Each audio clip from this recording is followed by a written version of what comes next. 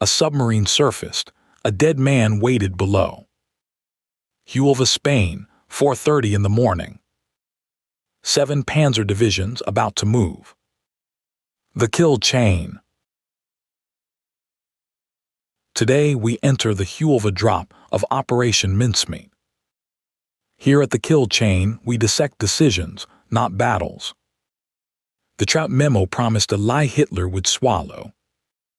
But delivery mattered more than the lie itself. The body had to wash ashore at the right port. The Abwehr had to read it first. Huelva was chosen because of one German agent.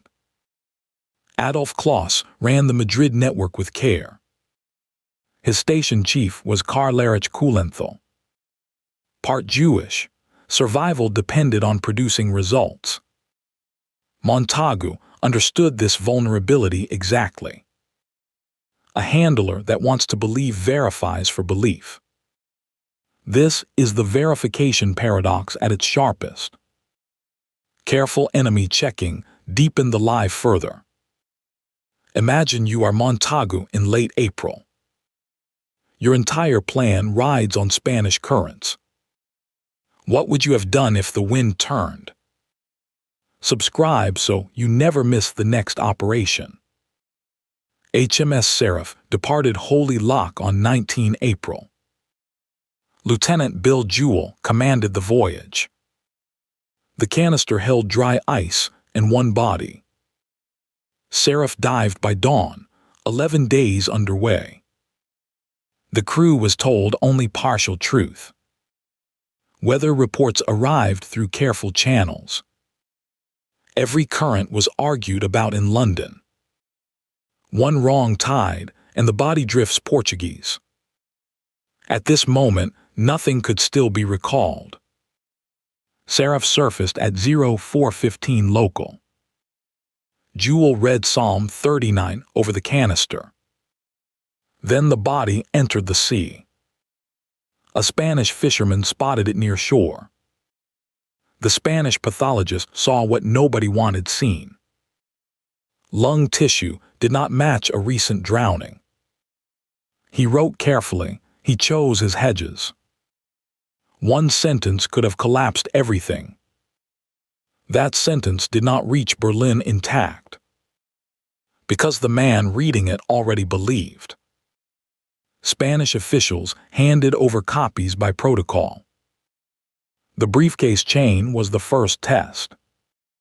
Spanish forensics opened it without suspicion. The Nye letter traveled by diplomatic channel. At this point, Kühlenthal had 3 options. Which path would you choose in Madrid? His memoirs claim he sensed something strange. The signal intercepts tell a different story. He transmitted to Berlin with confidence.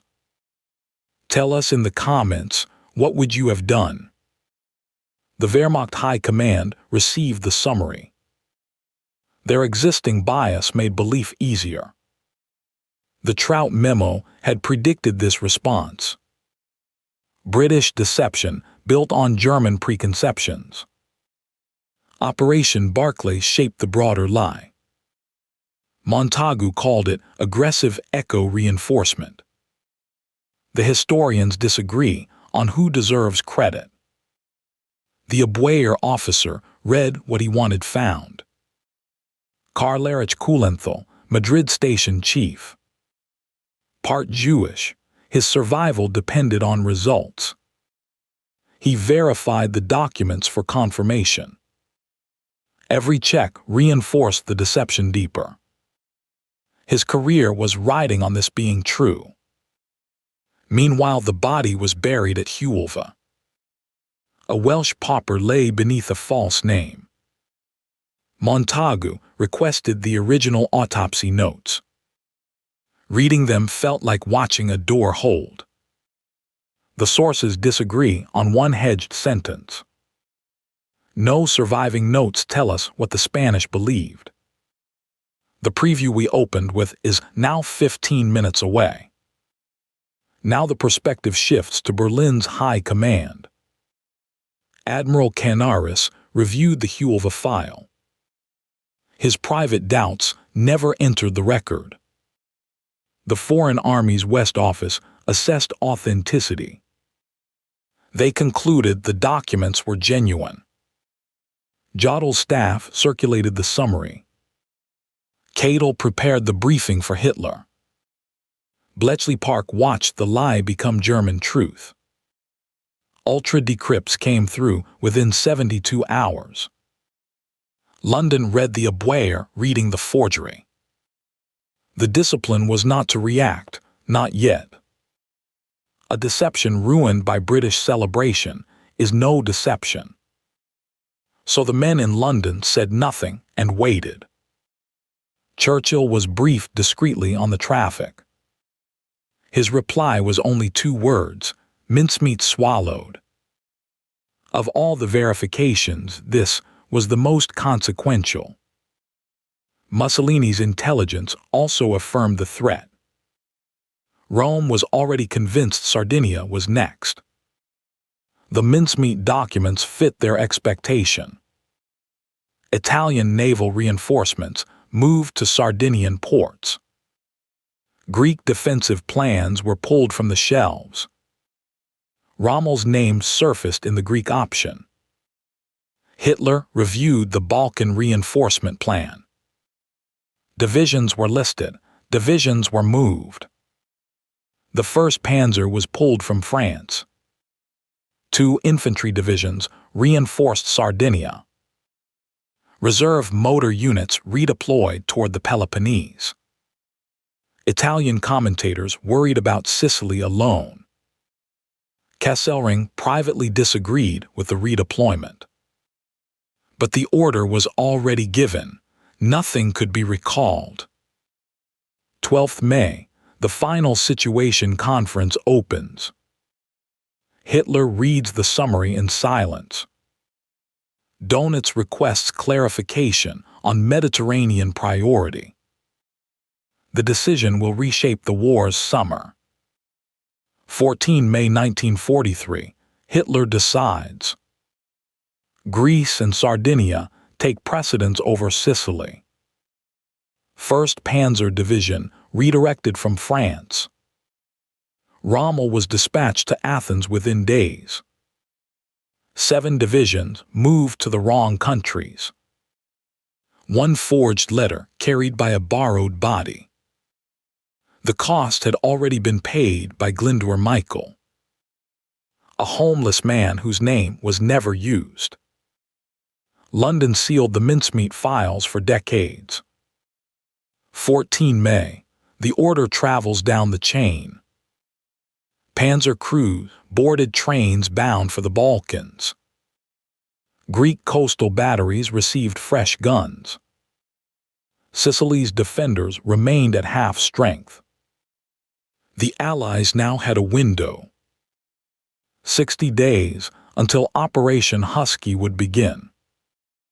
By 1900 hours, the panzers were rolling east. History was bent by a dead Welshman. The files would stay sealed for 54 years. Montagu wrote his first memoir in 1953. Glyndwr Michael's name did not appear. This silence is the episode's open question. What would a fair doctrine demand of us? Subscribe for the Husky payoff in Part 3. The editorial verdict is uncomfortable. The Abwehr won at verification and lost the war. McIntyre's 2010 analysis called this structural.